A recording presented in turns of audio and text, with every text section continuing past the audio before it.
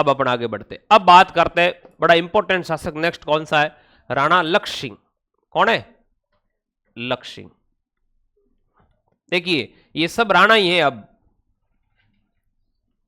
लक्ष्य सिंह का time period है 1382 से लेकर, और इसका टाइम पीरियड आपको याद रखना है लखा का कब तक, 1421 तक, 1421 ईस्वी तक। ये राणा लक्ष्य सिंह लिख दिया आपने। अब राणा लक्ष्य सिंह के समय क्या क्या बातें ध्यान रखनी वो सुनो, बड़ा इंपॉर्टेंट शासक है, यहां से प्रश्न आता है। इसको एक तो लाखा कहते हैं। क्या कहते हैं? उपनाम क्या है? लाखा। और लाखा नाम है तो आपको याद रखना है कि लाख रुपए की बात हुई। क्या बात लाख रुपए की हुई वो सुनो। लाख रुपए की बात यह कि इसके समय जावर, जावर एक जगह है उदयपुर के अंदर, एक जगह जिसका नाम क्या है? जावर। जावर के अंदर चांदी व शीशे की क्या मिली? चांदी व शीशे की क्या मिली? खान मिली। जहां जहां चांदी निकलेगा वहां वहां क्या निकलेगा? शीशा निकलेगा, और वहां वहां जस्ता निकलेगा। ध्यान रखना, ये तीनों ही जुड़े हुए धातु है। जस्ते के बिना चांदी संभव नहीं है, चांदी निकलेगी शीशा निकलेगा। आपको जब उद्योग पढ़ते हो इन तीनों को एक साथ में याद रखना। चांदी याद कर लिया, शीशे वाले खाने याद हो जाएगी, समझ गए आप, और उसी समय जस्ते की याद हो जाएगी। तो ये लॉजिक है कि तीनों साथ में प्राप्त होते हैं। ये फिर इनको अलग करके मेथड आप साइंस वाले समझते हो, ऐश होता है उनको अलग करते ही। तो देखो नंबर एक तो ये हुआ कि इसको उपनाम क्या? लाखा है, और लाखा के समय लाख रुपए की बात है, किसकी खान मिल गई? ये नंबर एक इंपॉर्टेंट बात। राणा लाखा के समय एक घटना घटित होती है। क्या घटना घटित होती है? वैसे ये घटना तो हर व्यक्ति के जीवन में ऐसी घटनाएं आ जाती है। राणा लाखा के समय क्या हुआ, अब बात को सुनना, मैं इसके एक डायग्राम बनाकर आपको बताता हूं। इधर ले लेते हैं इसको ना, और अपन यहां इसका क्या बनाते हैं? बढ़िया डायग्राम। ये जैसे अपना राजस्थान है, मेवाड़ कहां पड़ता है? यहां इधर पड़ता मारवाड़। मारवाड़ का उस समय शासक था रणमल। कौन था? रणमल। अब मैं मारवाड़ कह रहा हूं, मेड़ता कह दो, अभी तक जोधपुर की स्थापना नहीं हुई है, ठीक है। जोधपुर की स्थापना होगी 1459 में। यह घटना कब की? 1382 और 1421 के बीच में। इधर रणमल था, इधर कौन है?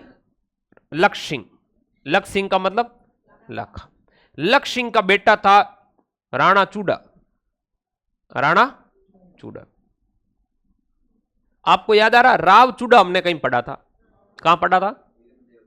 वीरम देव का पुत्र राव चूड़ा, जिसको मेड़ता दहेज में मिला। मैंने आपको कहा था कि चूड़ा चूड़ा में कंफ्यूज मत होना, राणा चूड़ा भी आएगा ऑप्शन में, राव चूड़ा भी आएगा। याद है आपको? ठीक है, 1395, बिल्कुल आपकी बात सही है महादेव। अब देखो राणा चूड़ा इधर है और इधर रणमल है। रणमल की बहन थी हंसाबाई। रणमल की बहन का नाम क्या है? हंसाबाई का नारियल आ गया राखा, लाखा के लिए नहीं आया, ये आया चूड़ा के लिए। पंडित जी नारियल लेकर आए, किसके लिए लेकर आए? चूड़ा के लिए, राणा चूड़ा के लिए नारियल आया। अब राणा लाखा तो उम्र में 80 वर्ष के, उनके लिए नारियल कौन लेकर आएगा? लेकिन दरबार भरा हुआ था, और मजाक मजाक में क्या हुआ, पंडित जी ने नारियल छिपाया, बताया नहीं। तभी राणा लक्ष्य सिंह ने मजाक मजाक में कह दिया कि हमारे जैसे बूढ़े लोगों के लिए अब नारियल कौन लाता है। और दरबार में कौन बैठा था? राव चूड़ा के दिमाग में आया कि पिताजी की इच्छा हो गई शादी करने की, तो क्यों ना पिताजी की सपनों को पूरा किया जाए। सही है ना? इसलिए राणा चूड़ा ने कह दिया कि ये नारियल मेरे लिए नहीं, बल्कि नारियल आया किसके लिए?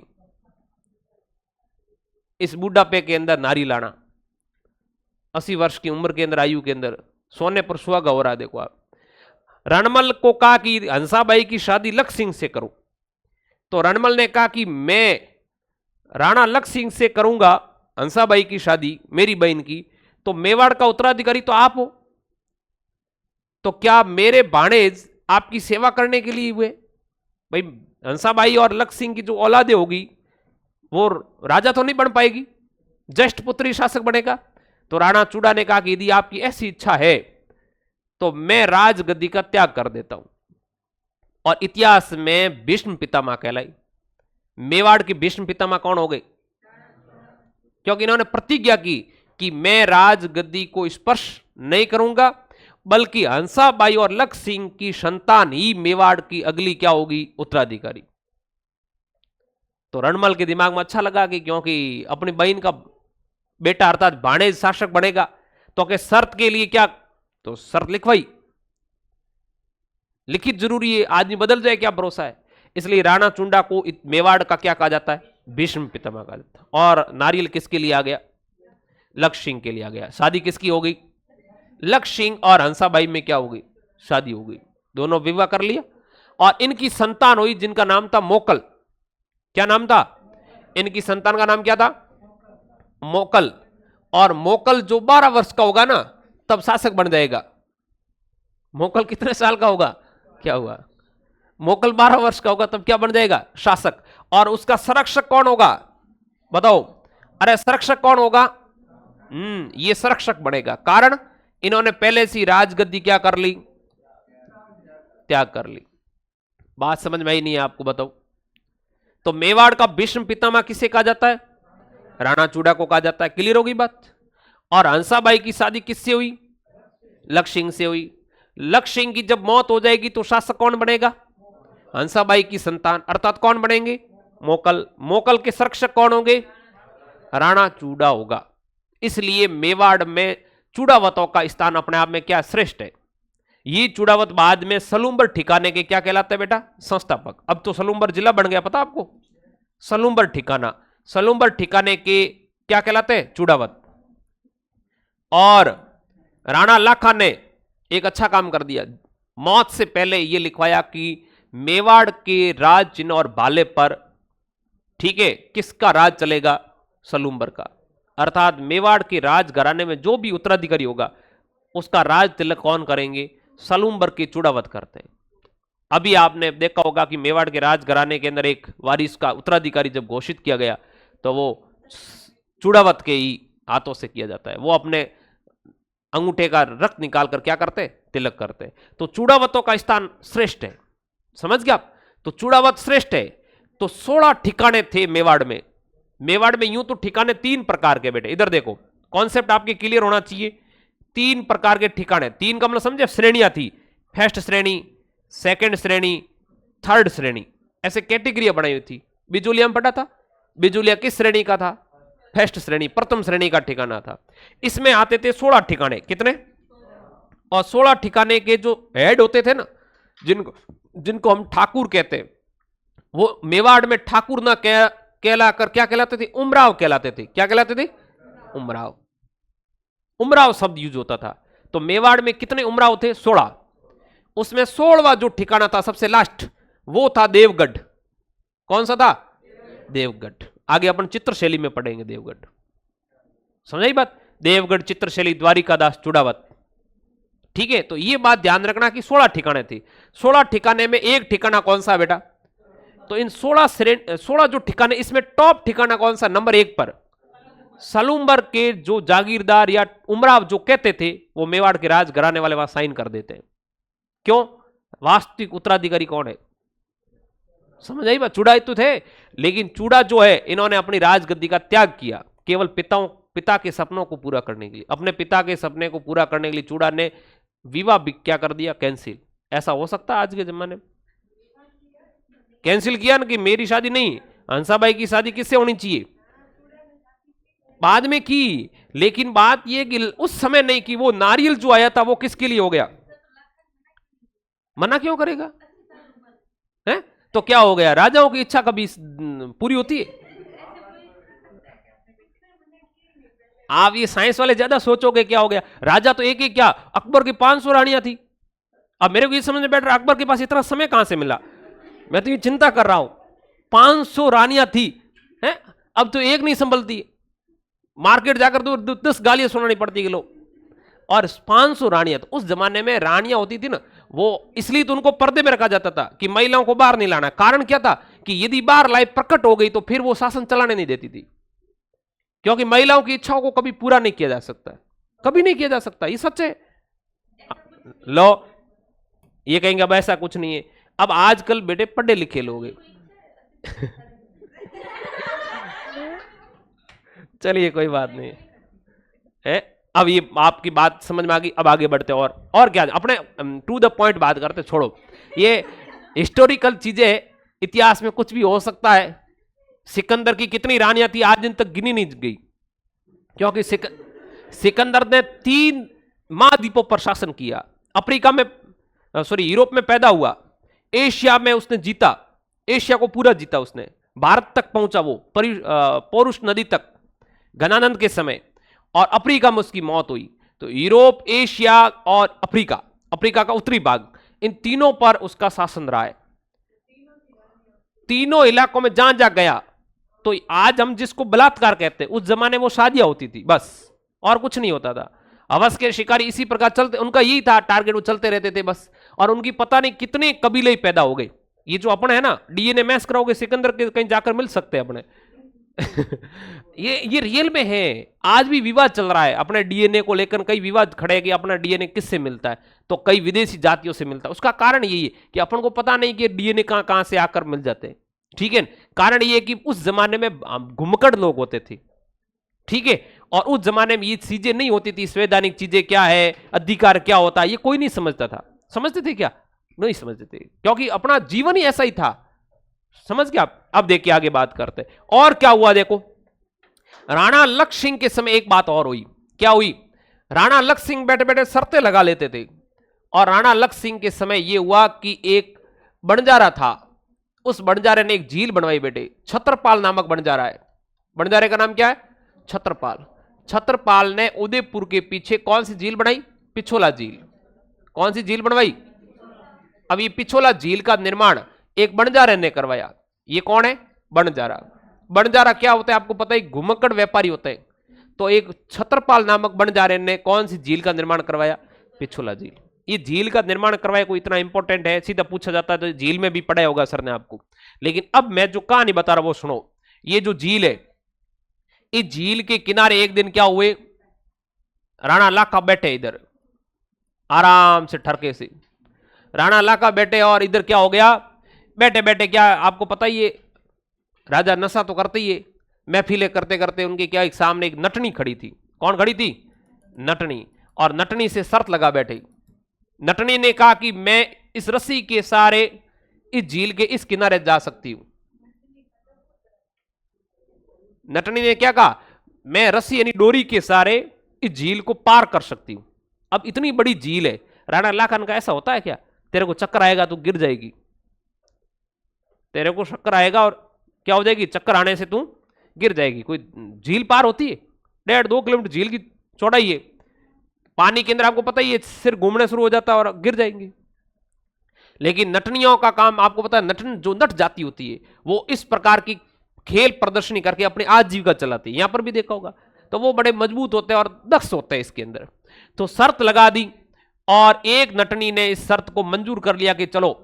शर्त क्या थी कि यदि इस झील को आप रस्सी के माध्यम से पार कर लेते हो, आधा राज्य आपको दे दिया। आधा राज्य दाव पर लगा दिया। मेवाड़ का आधा राज्य, आधा राज्य जाने वाला है। नटनी कहां तक पहुंच गई, तभी किसी को होश आया रे पास में बैठे उनके किसी का नशा उतरा होगा।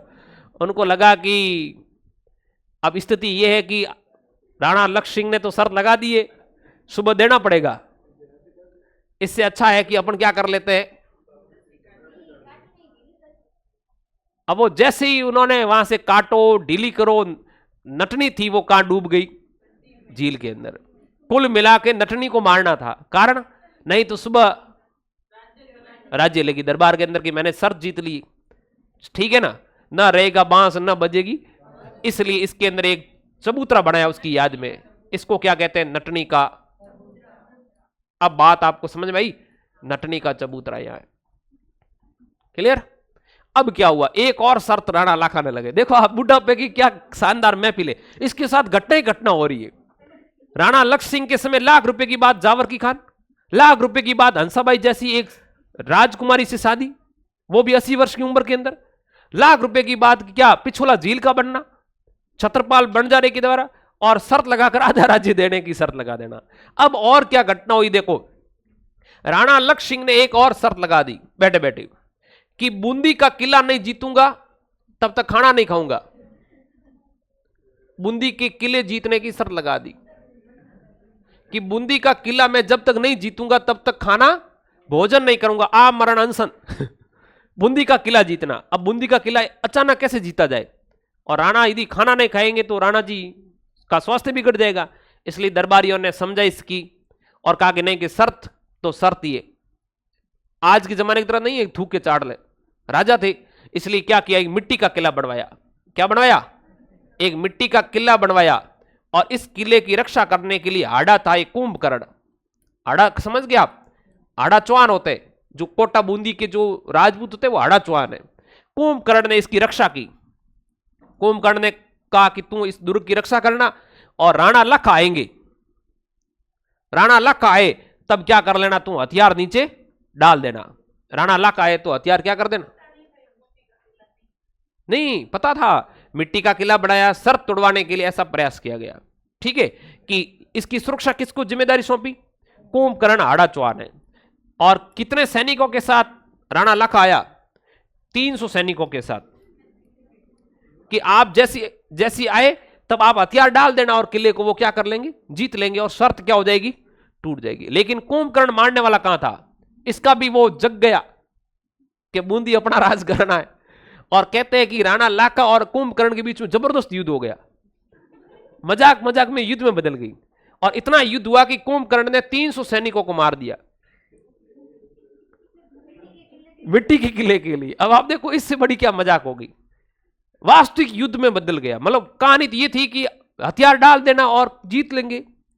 इस प्रकार करके राणा की शर्त क्या करनी है, तुड़वानी है। लेकिन हुआ ये कि 300 सैनिकों को कुंभकर्ण और इनकी सेनाओं ने मार दिया। इधर रक्षा करने वाले थे ना, उनके अंदर वो जग गया अपना स्वाभिमान, और स्वाभिमान के चक्कर में इधर 300 लोगों को खुद वीर गति को प्राप्त हो गया। और इस प्रकार राणा लाखा की क्या छुड़वाई गई। हाँ, अब आप देख लो, ये राणा लाखा के समय घटित होने वाली घटना है। ऐसा नहीं लग रहा है कि राणा लाखा का जीवन एक मजाक के लिए पैदा हुआ है या नहीं? हंसाबाई की विवाह है, बुढ़ापे की उम्र, हंसाबाई जैसी लड़की मिल जाना। फिर राणा लाखा के बेटे ने शर्त लगा दी कि मैं राज गद्दी भी छोड़ दूंगा, मेरे पिता की दम्मित इच्छाओं को पूरा किया जाए। ठीक है ना? उसके बाद देखो युद्ध को और कुछ नहीं, एक किले को जीतने के लिए बैठे बैठे मजाक मजाक में शर्त लगा दी। नटनी के साथ में एक शर्त लगा दी, और जावर की खाने इनकम तो बढ़ गई, लाख रुपए की बात ये। तो ये लिखना शुरू करो, राणा लाखा।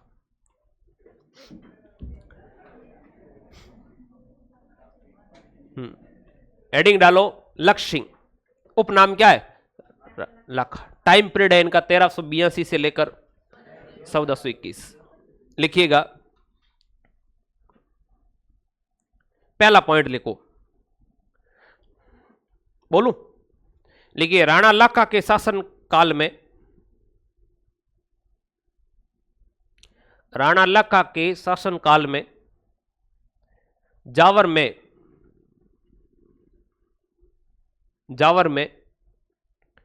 चांदी, सीसा, जस्ता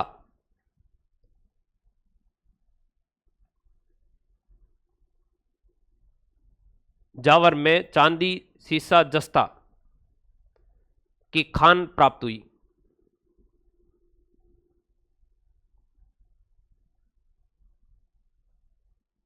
खान प्राप्त हुई। लाइन चेंज करके लिखो,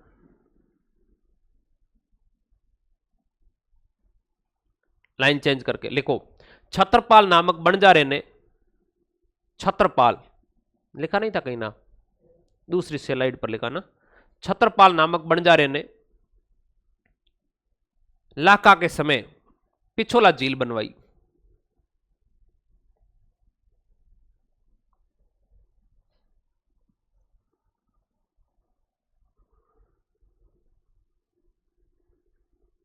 छत्रपाल नामक बंजारे ने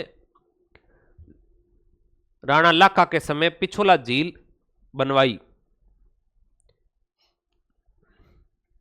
लाइन चेंज करके लिखो, मारवाड़ की राजकुमारी हंसाबाई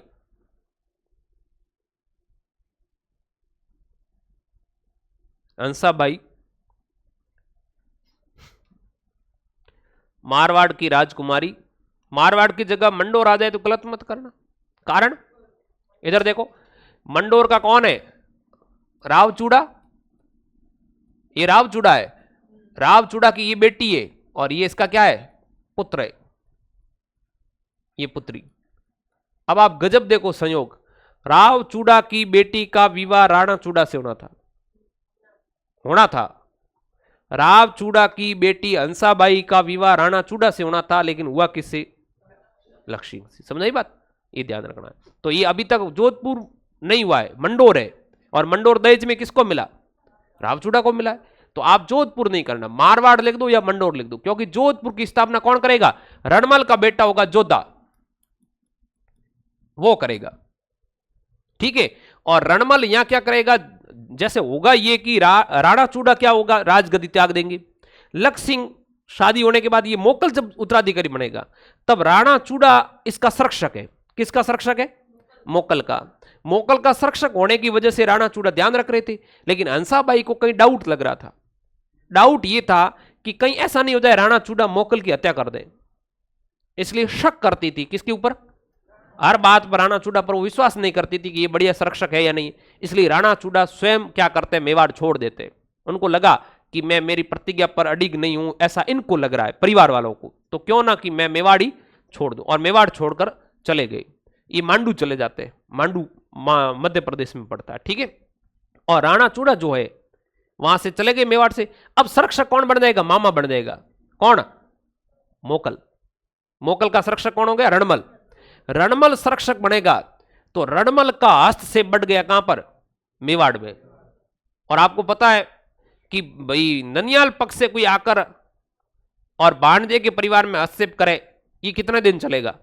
असंभव है। इसलिए सरदार भी नाराज होते थे, और अंत में रणमल ने वहां क्या कर दिया? हस्तक्षेप तो किया, 2-4 प्रेमिका बना रखी थी, तो वो तो उसी के अंदर घूम रहा था।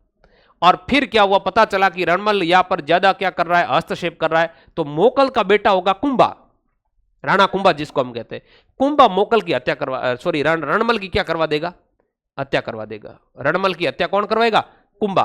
और जैसे ही रणमल की हत्या हुई तो जोधा मेवाड़ में था उस समय, तो नगाड़ची ने कहा कि भाग सके तो भाग जोधा, थारो रणमल मारियो जाए। जोधा को ये संदेश दिया गया कि तू यहां से मेवाड़ छोड़कर भाग जा, नहीं तो क्या होगा कि कुंभा तेरी भी क्या कर देगा?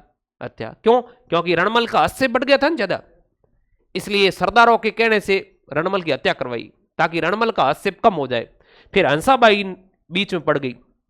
हंसाबाई ने क्या किया? रणमल की तो हत्या कर दी, हंसाबाई ने जोधा और कुंभा के बीच में समझौता करवा दिया। आगे लिखवाऊंगा मैं, जिसको आवड़ बावड़ की संधि कहते हैं। ठीक है, आगे लिखवाने वाला, पहले आप ये लिखो, नहीं तो रामायण ज्यादा हो जाएगी। मारवाड़ या मंडोर की राजकुमारी हंसाबाई का विवाह राणा लाखा से हुआ। राणा लाखा से हुआ।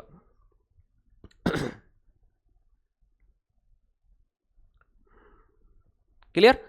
लाइन चेंज करके लिखो, लिखो राणाचूड़ा, कॉस्ट में लिखो लाखा के पुत्र, लाखा के ज्येष्ठ पुत्र, ऐसे लिखो लाखा के ज्येष्ठ पुत्र, कोष्टक बंद कर दो। राणाचूड़ा ने भीष्म प्रतिज्ञा की, भीष्म प्रतिज्ञा की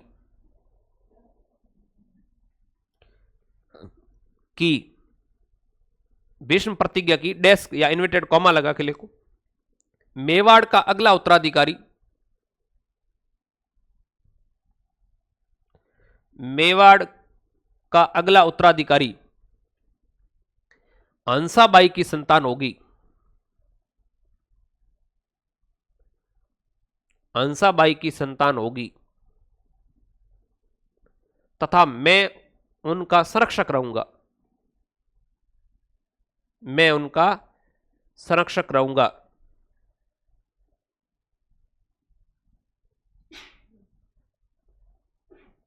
क्लियर? क्लियर? मतलब मेवाड़ का भीष्म पितामह किसे कहा जाता है?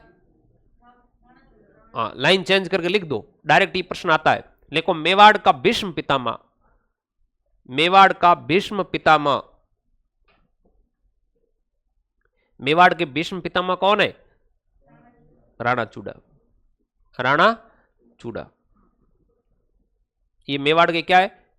भीष्म पितामह है। लाइन चेंज करके लिखो, लिखिए कौन सी बात रहेगी अब? सब हो गई।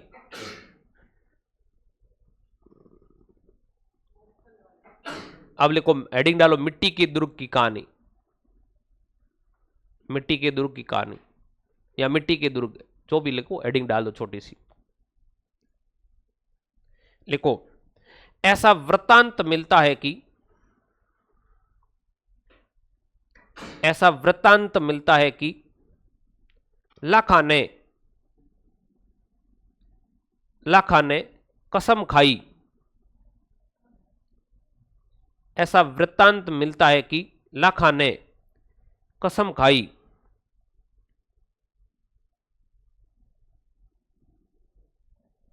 कसम खाई कि बूंदी के तारागढ़ दुर्ग को,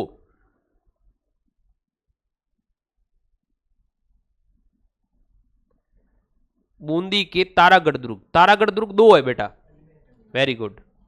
ये जो बूंदी का तारागढ़ है इसकी आकृति तारे जैसी है, समझ गया आप?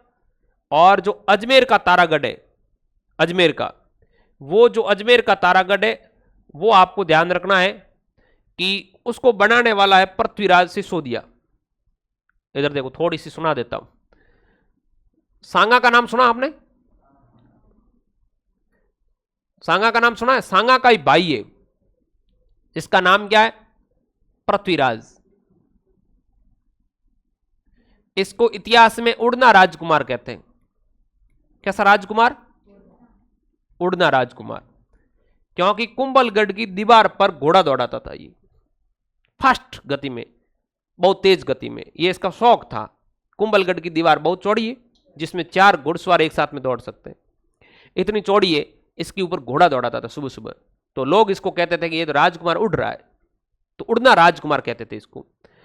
इसने, इसकी पत्नी थी जिसका नाम था तारा, और तारा की याद में इसने अजमेर में बनाया तारागढ़। अब समझ बैठ बात? तो ये एक तारागढ़ कहां हो गया? अजमेर के अंदर। ये वही तारागढ़ है जो गढ़ बीठली पहाड़ी पर आया हुआ। अजमेर की कौन सी पहाड़ी है? गढ़ बीठली। ये तारागढ़ है, इसी को गढ़ बीठली कहते हैं। गढ़ बीठली वही है, इसके अंदर एक तारा के नाम से एक महल बनवाया हुआ है, इसलिए इसका नाम क्या पड़ गया? तारा। एक तारागढ़ तो ये हो गया। एक है बूंदी के अंदर, जो बूंदी के अंदर तारागढ़ है, ये तारागढ़ किस आकृति का है? तारे की आकृति का। ऐसे ऊपर से देखने पर कैसा दिखता है, इसलिए इसका नाम क्या है? तारागढ़ है। 2 तारागढ़ हो गए, इस बूंदी के तारागढ़ और इस तारागढ़ जो अजमेर का तारागढ़ है। इन दोनों में एक बात ध्यान रखना, जो तारागढ़ है अजमेर का, इस तारागढ़ के, सॉरी बूंदी का जो तारागढ़ है, इसके अंदर एक विद्वान है जिसका नाम, अंग्रेज विद्वान है याद, जिसने एक जंगल बुक लिखी, रूडयार्ड किपलिंग। रूडयार्ड किपलिंग नाम क्या है इसका? Rudyard Kipling. आगे अपन जब दुर्ग पढ़ेंगे तब इसका जिक्र होगा। रूडयार्ड किपलिंग, इसने जंगल बुक लिखी, द जंगल बुक, पूरा नाम है इसका द जंगल बुक। और इस जंगल बुक में उसने भारतीयों के बारे में बहुत बुराई की है। उसने कहा कि भारतीय असभ्य है, समझते कुछ नहीं है, ईसाई धर्म इसलिए पैदा हुआ है कि हम सभ्य लोग हैं, भारतीयों को असभ्य से क्या बना रहे? सभ्य। हमारा अवतार हुआ है, भगवान ने हमें इसलिए भेजा, ईसा मसीह ने इसलिए भेजा कि आप भारतीयों को सुधारो, ऐसा इसने लिखा है रूडयार्ड किपलिंग ने। द जंगल बुक में भारत की जंगली बातें की गई है, द जंगल बुक के अंदर। ठीक है, तो अब शुरू करो वापस। क्या बात लिखवाई मैंने?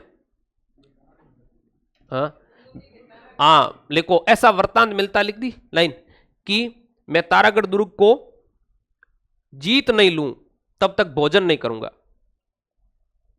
जीत नहीं लूं तब तक भोजन नहीं करूंगा।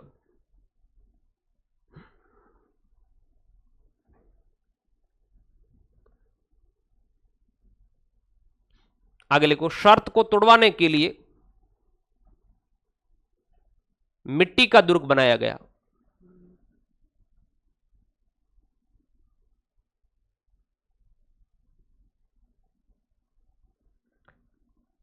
शर्त को पूरा करने के लिए मिट्टी का दुर्ग बनाया गया,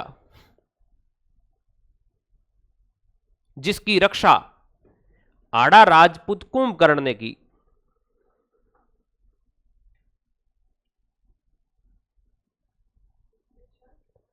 आड़ा राजपूत कुंभकर्ण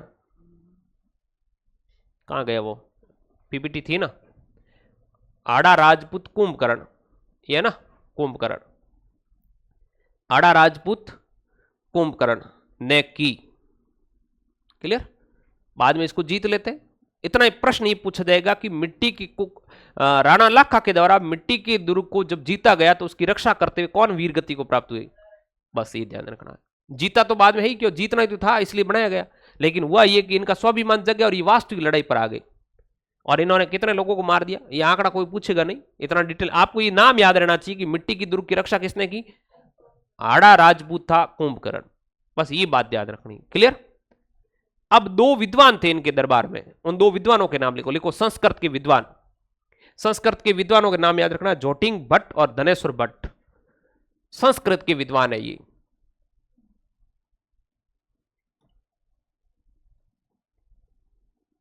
एक का नाम तो है जोटिंग भट्ट, दूसरे का नाम है धनेश्वर भट्ट।